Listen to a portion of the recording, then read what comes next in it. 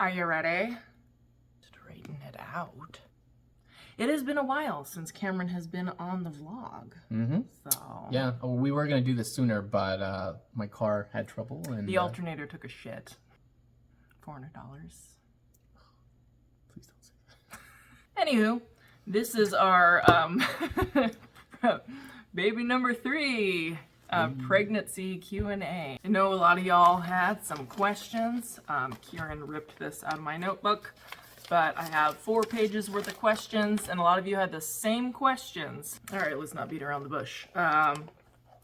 First question is, when is your due date? And based on last menstrual period, that it appears to be like June 5th or June 6th. Next question is, when is your first sonogram? That's in 2 weeks, right? The end of the month? A little over 2 weeks. So yeah, end of the month. Oh, this one's personal. How old are you? How old am I? And me, but you know, people were just curious our age. I am going to be 32. I'm glad someone remembers. I'm going to be 37 in the earlier part of next year. No cougar joke? Oh, I forgot there was a second part of that question. The lady asked how old we are, and then asked, did we use fertility meds? And the answer is no, I did not use any fertility meds, no fertility clinic or anything like that. This next one's actually pretty interesting because did you also, I don't remember, did you also participate in like cleaning up your diet and like, you did take supplements though? Yeah, I mean, it was a hit or miss, to be honest. Not gonna lie. Occasional stop by the gas station for some Cheetos. Always got rid of the evidence before he got home. I did, what was it, 2 weeks that I went purely, I'm normally keto, but for 2 weeks before my, my ovulation period during my cycle, I did full-on carnivore. So I only ate meat products, like meat, cheese. That was it.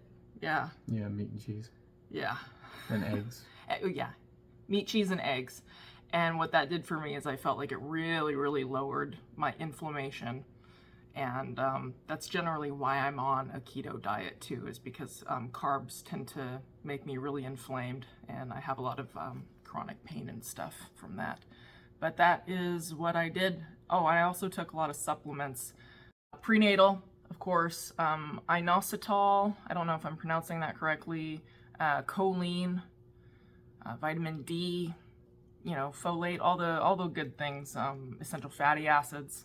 There's a few that were pretty concerned with how early we have shared. Okay. Because I am only 5 weeks and I think 5 and 4 days. Mm-hmm. So this coming Wednesday, I'll be 6 weeks. And there were a lot of people that were concerned that we were sharing too early. And this question is, Kameron, how do you feel about Stefanie sharing the news so soon on social media? Well, I mean, it doesn't really bother me because, again, the reason why we started this channel, or mainly Stefanie started this channel, was to introduce y'all on our journey, right, with loss, and how that is when, again, the initial loss, and also when life after loss. Yeah, life after loss as well. And what that entails. Mm-hmm. So we kind of just wanted to show y'all like what we were going through in a way, yeah, you know, the journey, really, the journey of the test and things like that. So yeah, I mean, it doesn't really bother me. Again, I think both of us are kind of waiting for, you know, we're happy that, you know. Yeah, I mean, we're really happy that we have a positive pregnancy test, but at the same time, we're really waiting for that ultrasound confirmation, like seeing a heartbeat, you know, and crazy cat. Mm-hmm. But I mean, it doesn't feel like we've officially announced either, because there's a lot of people that we know that don't watch any of our stuff, that really don't even know that we do YouTube, you know, and maybe they do know and they just don't really care to watch, but I feel like a lot of people don't know. Yeah. So I do feel that once we get to a place where we're starting to know, after genetic testing and everything, and after we find out, whatever other information we want to find out, then we'd probably do an official announcement to our, other social media accounts, I guess. Yeah. Another one that I got a few times was, you really should wait until 12 weeks to share. Don't get too excited. Why are you sharing too early? And I didn't feel like there was any specification on whether this was like people are superstitious about sharing before the second trimester, or if people were, concerned about us being embarrassed or something if we experience an early loss. Yeah. And for me, well, for one, I'm not superstitious. I don't think sharing before the second trimester is going to harm anything. I mean, for instance, our daughter, we shared her at 14 weeks and she passed away full term. And then we shared our son as soon as we took the test. Like the next day, we shared about him at 5 weeks and he's here with us. So to me, it doesn't matter when I share, because as parents of a full-term stillbirth, we know that there is absolutely no safe zone in pregnancy. And there's a lot of people that think, for whatever reason, that the second trimester automatically means a live birth, and it's just not the case. We know firsthand. And I think also in the same vein, I don't know, I wouldn't ever be embarrassed to say like, hey, we experienced an early loss, because I'd rather share and then have support from people that I care about than to hide it and suffer alone, Yeah. And that's just, I know a lot of people feel differently about it, and they're well within their right to do whatever they want. And that's how I feel about us too. Share when we want to share. Okay, next question. How do we feel about this pregnancy? Is it different from with Kameron? Oh, yeah. Oh, I feel like even our reaction. These cats are insane. Sorry. Unmedicated ADHD, which is another question I'll get to later. What was I saying? The reaction, yeah. Even the reaction to getting a positive pregnancy test. I think with Kameron, because we are so fresh out of losing our daughter full term, that we were just, at least for me, I was very scared of not bringing that baby home, not bringing him home, and afraid of any type of loss, and just a lot of anxiety and everything. And I just wanted everything to go right. And this time I was just like, oh, sweet. Yes. And I'm not really anxious. Are you? No, not really. I just, I guess taking it one day at a time is how I'm kind of seeing it, I feel like maybe we might start getting anxious once we see a viable fetus. Like the heartbeat and stuff. Like maybe at that point it's like, oh crap, this is real. Like we don't have to keep trying, we're in it for the long haul, hopefully. Yeah. But right now I think because we don't have that confirmation, I'm just not sweating it. I'm just gonna wait until we have that confirmation to really assess how I'm gonna feel moving forward. What about you? Yeah, no, that sounds about right. Yeah. Just kind of, again, like I said, taking it day by day. Yeah. Plus, we also have a toddler who's been a handful lately. Yeah, I feel like there's also other things that are distractions. Occupying the mind. Yeah. So. Yeah. In a way, it's kind of a blessing to not be so focused on it. What is the hardest thing about pregnancy after loss, and are you more confident after having Kameron? I would say the hardest thing about pregnancy after loss is just knowing that it can happen at any time. and that, like I said earlier, there is no magical safe zone, and that you can go. I mean, I have a friend who had a stillbirth at 41 weeks. You know, she got even further along than us. Like, we were just saying, oh, 3 weeks till she's here, and then the next day she was gone. So that's probably the hardest part, is like kind of white knuckling through almost a full year of every day waking up, like waiting for the baby to move, stuff like that. Waiting for the other shoe to drop, really. Are we more confident after having Kieran? I mean, I feel more confident. Yeah. I think, you know, because even him, he had the water breaking, and that was scary. Yeah. I thought maybe, I had to stay in the hospital for P-prom. Yeah. Water broke at 26 weeks. So I'm definitely, with having him and seeing how that was all handled, I think I'm definitely more confident. Yeah. I think especially after how well we were treated by Cedars-Sinai Hospital, like I'm really confident in their ability to take care of us. And I mean, there's still, of course, that lingering fear of, could it happen again, you know? But statistically, it shouldn't, even though statistically we were the 1% of people that it happened to. Yeah, it's kind of like a yes and no, I guess. Yeah. Okay, this question, we could probably both answer this. Why did you wait a year to get pregnant at your age, like a year after having Kieran? I think the biggest reason is because I was put on bed rest after 2 back-to-back full-term pregnancies. Like, we conceived Kieran like 6 months after Kaia passed away. And then I had to be on bed rest right around 26 weeks until we induced for him. So I couldn't even walk up the stairs when I got home, and it took a long time to build up that strength and to build up muscles that were not being used for a while.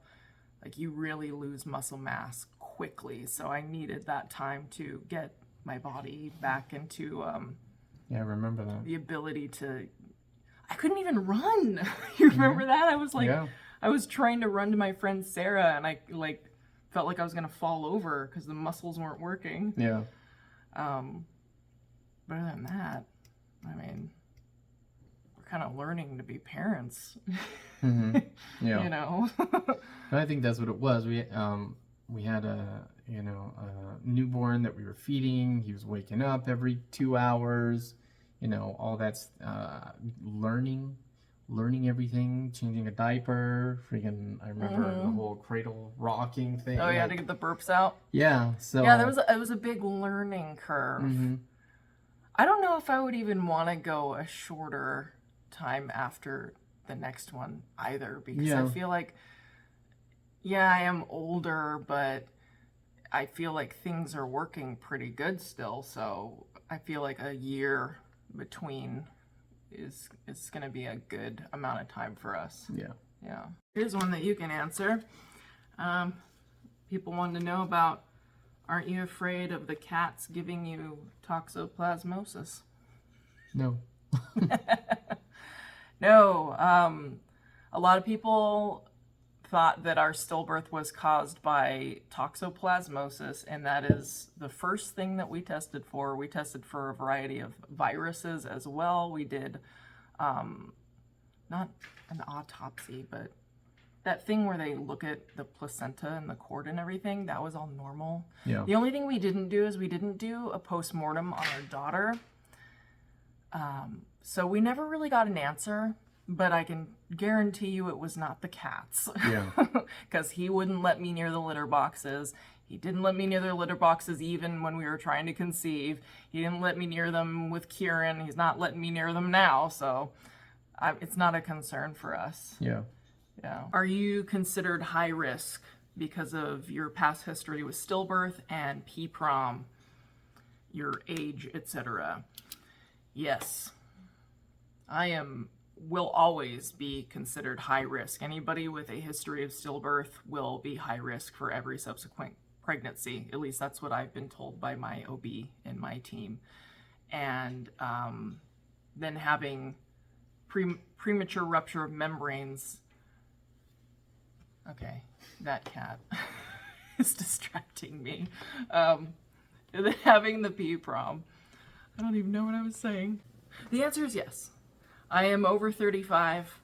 I've had a stillbirth. I've had premature rupture of membranes. So I think I'm going to be high risk for the rest of my childbearing experiences. But that's not a bad thing.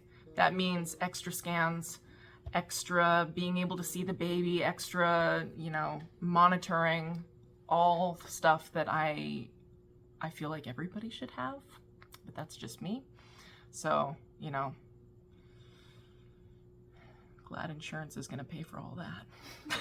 The next one is kind of related to that question. Is PPROM likely to happen again? And it could. I have definitely seen it reoccur in women in my PPROM group on Facebook. Like they've had several, or every pregnancy even, they've experienced PPROM.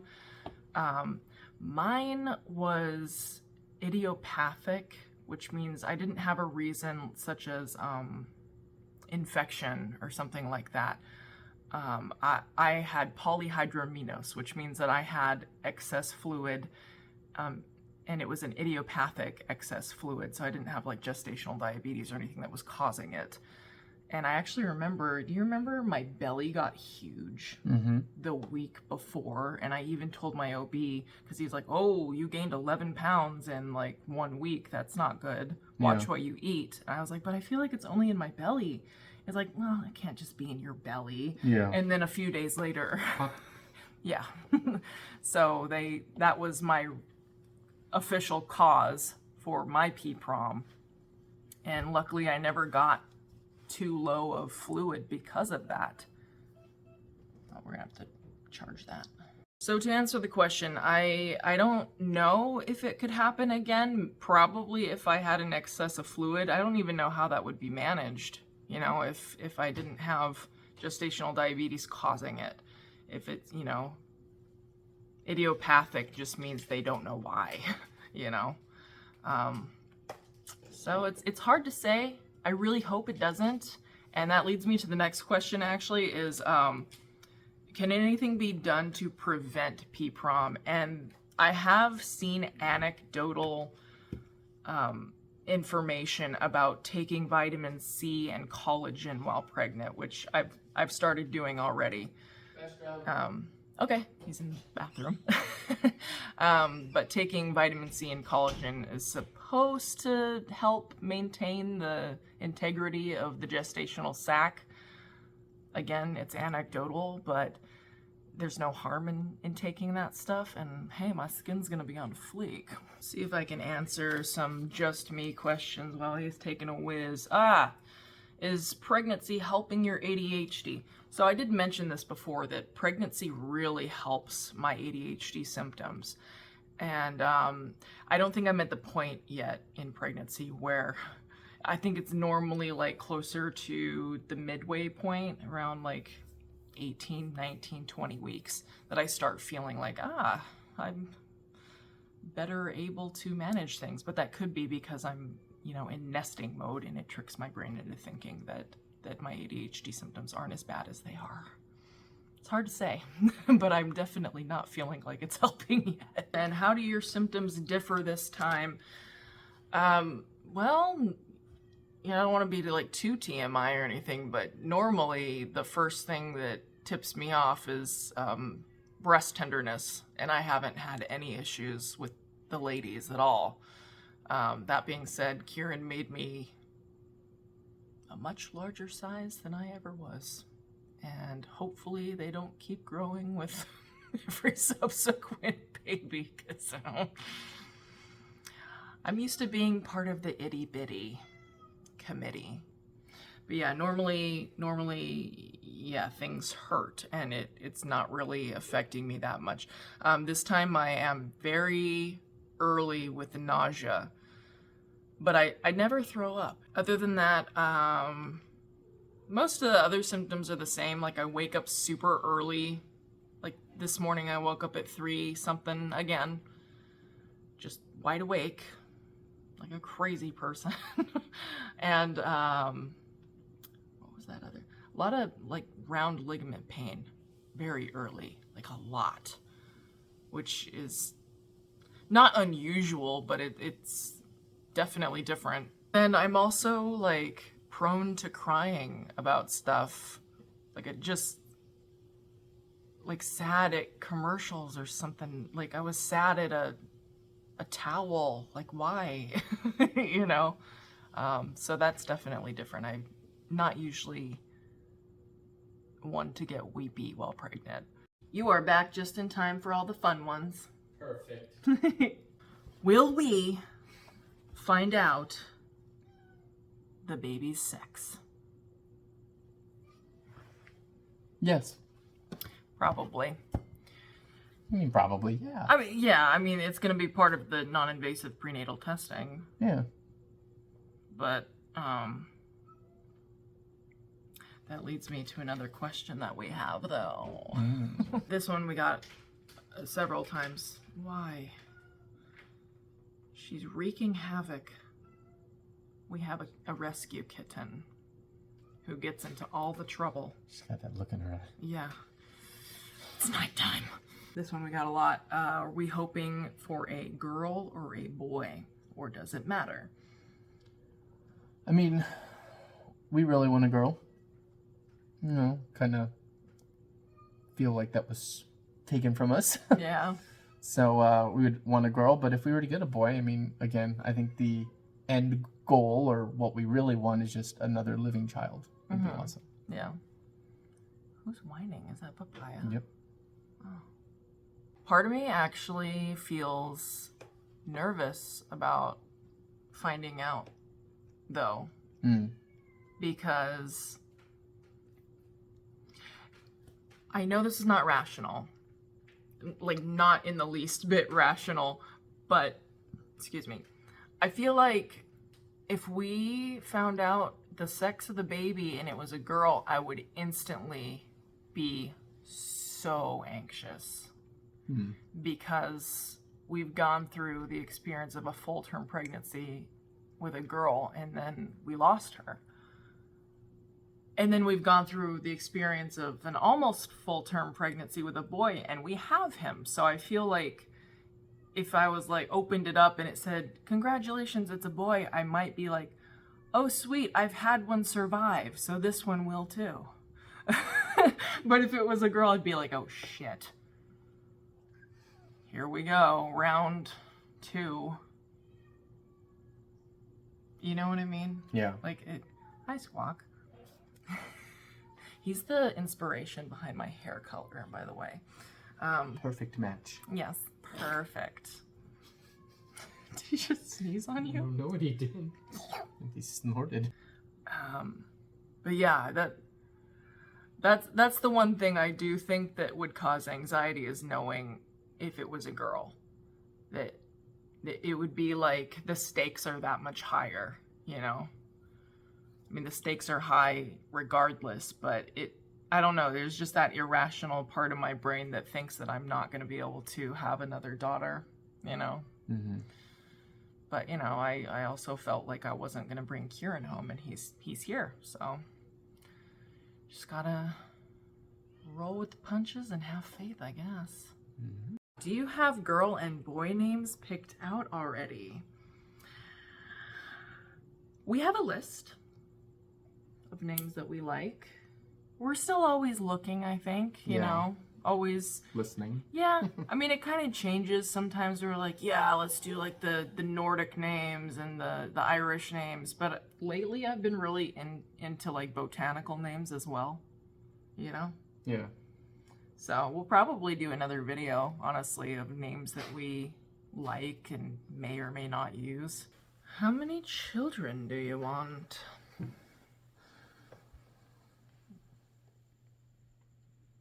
Originally, 3 to 4. I mean, but now I'm kind of like, let's see as they come. Yeah, you know, I definitely I want at least one living girl. Mm-hmm. And, you know, whoever comes along with that is fine. But I feel like it really, yeah, it's hard in the beginning when you have a newborn because you're so overwhelmed by it. Yeah. But then as they start becoming more independent and capable, then it's like, oh, this is not so bad. And I could do this again. And, you know, but I feel like we'll only really know when we get there. Like, okay, we're definitely done, you know? Yeah. This is perhaps the most asked question. And if I counted right, it was probably over 100 people asking this question. Do we think there are twins in there? Well, I don't think there are twins in there, but... No. I don't... And there was also another question with that. Do you have twins in your family? Yes. My great aunt on my mom's side had fraternal twins. Unfortunately, they were born premature, and way back then, the odds were not so good for prematurely born babies, so they did not make it. But yes, there were fraternal twins on my my maternal side. So there is that, you know, genetic component because that would indicate hyperovulation.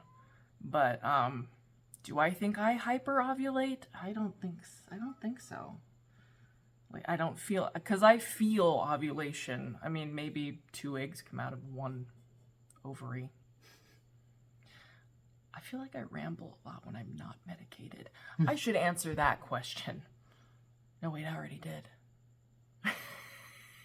Fucking ADHD. How about this? How would you feel if it was twins?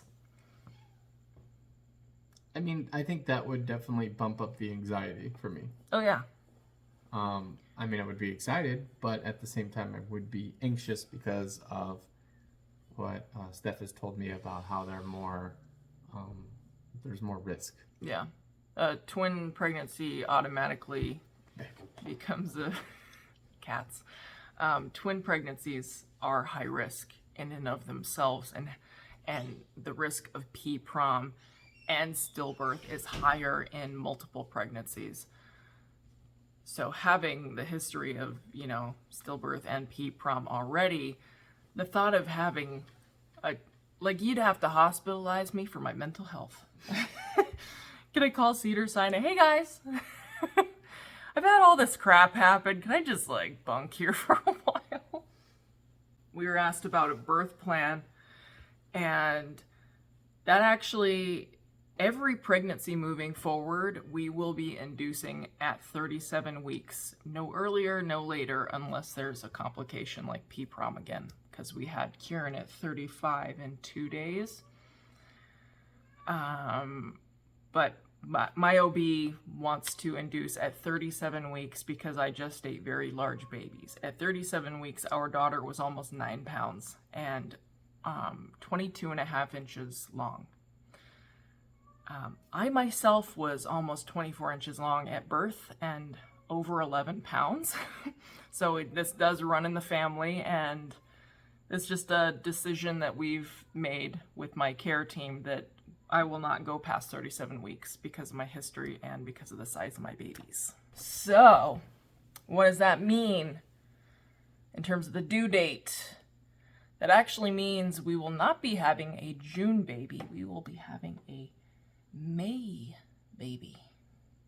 A maybe baby.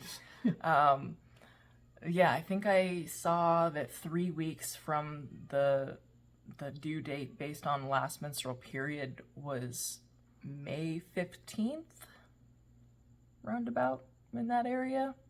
So mid-May would be the expected arrival. I get asked this occasionally if I would consider having a home birth, and that is an absolute hell no.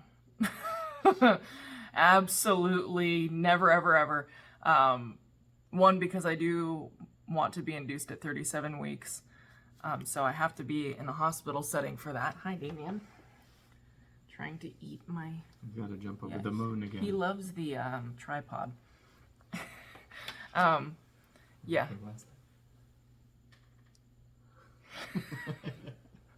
What was I saying? Right, I'm gonna be induced, so no home birth here, and I also will be 1000% fully monitored the entire experience. There was once upon a time where I wanted to do an unmedicated birth at the hospital, or actually we wanted to go to a birth center. We didn't even want to go to the hospital. I didn't want to be monitored. I didn't want to be medicated. And then we had our stillbirth, and I am 1000% pro monitor everything all the time. So, you know, you live and learn, and priorities change, and a home birth will never be part of our story. Here you go. What excites you the most about Kieran becoming a big brother? I don't know if I really thought about that. Yeah, I actually haven't thought about that. I guess I've just been too focused on taking care of him that I haven't really seen him as a big brother just yet, because he's still the smallest one. Yeah. But yeah, that's pretty cool. I think I'll be happy that he'll have another small person to play with. Also, I feel like he's definitely, I don't know, there's traits in him that I see that he's very, he seems very caring. Yeah, he loves his kitties, loves them so much, and when you tell him to be gentle, he'll be gentle, unless it's Riri, and then... He's after her. You'll like this one. Are you going to continue with the K names?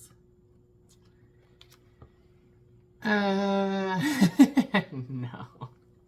I vetoed it. Yeah, as long. Yeah. I mean, we really loved the name Kaia and Kieran, and I don't think we were looking for K names. I was. He was. Yes. It had to be a K. I don't know. I just really liked the way those sounded. But there are plenty of other names that aren't starting with K. Those were just like our top 2 favorite names, I think. But we have, like I said, we have a list.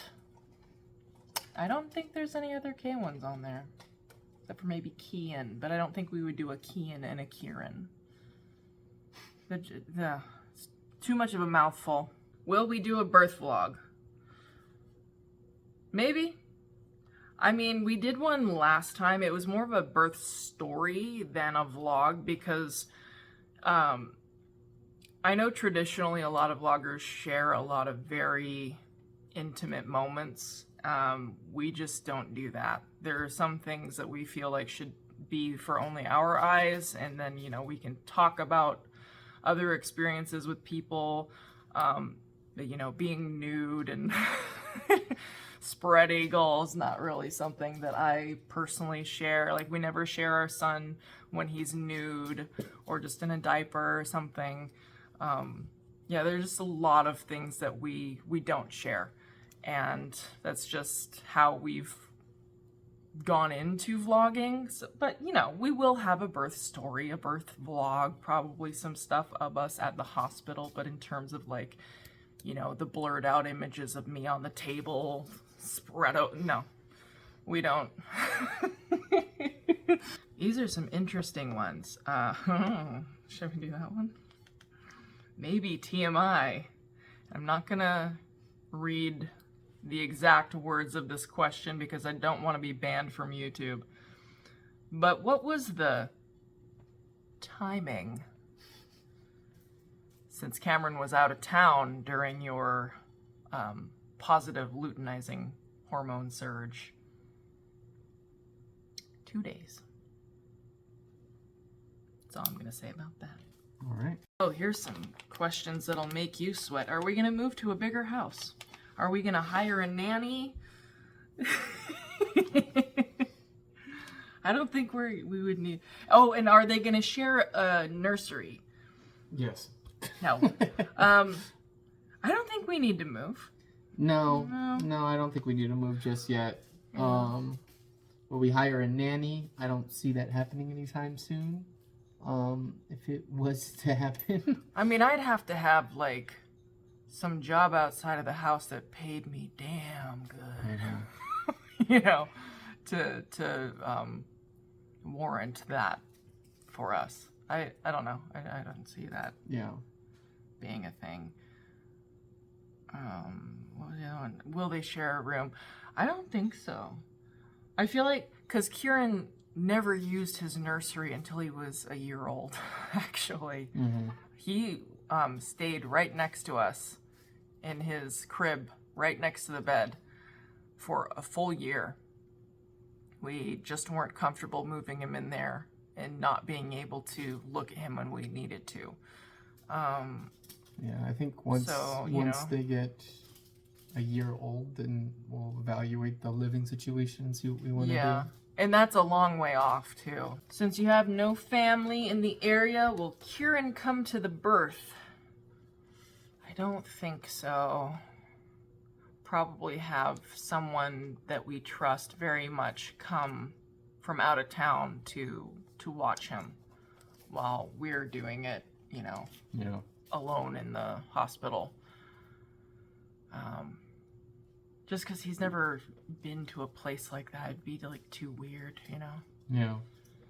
And I wouldn't want you to leave because, you know, you never know how long things are going to take. It was like forever, I'm not dilating, not progressing. And then suddenly his head was there and he was out in like one push. I think that's it. Apart from this last one, which I had a few people ask me if I had a nursery theme or like a animal or some kind of a like motif for this baby, and I don't really yet. I think I would have to know what we're dealing with probably in terms of like the sex of the baby before I could be inspired by like a theme, but I think we like the woodland, like little woodland animals, and then, you know, of course different colors, and, you know, maybe some element of nature, like Kieran's was the rainbow.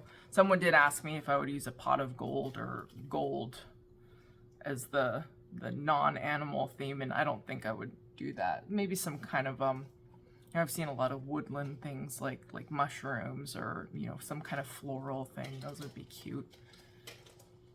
But I feel like I talked so much and then you were like peeing and chasing cats. I didn't let you talk. Duty calls. Is there anything else you wanted to say about something? Maybe, because I know unmedicated, I can tend to like cut you off. Is there anything else you might want to say? No, I mean, I think you got them all. And we're pretty much on agreement on, you know, everything, so. That is so nice when we aren't at a crossroads about things. Yeah. We just, that sounds about right, let's do that. Yeah. We're very easygoing. The cat is chewing on my toe. It's good luck. Yeah. Good luck, Nibbles. All right, this has probably gone on way long enough, so we will talk to you again soon.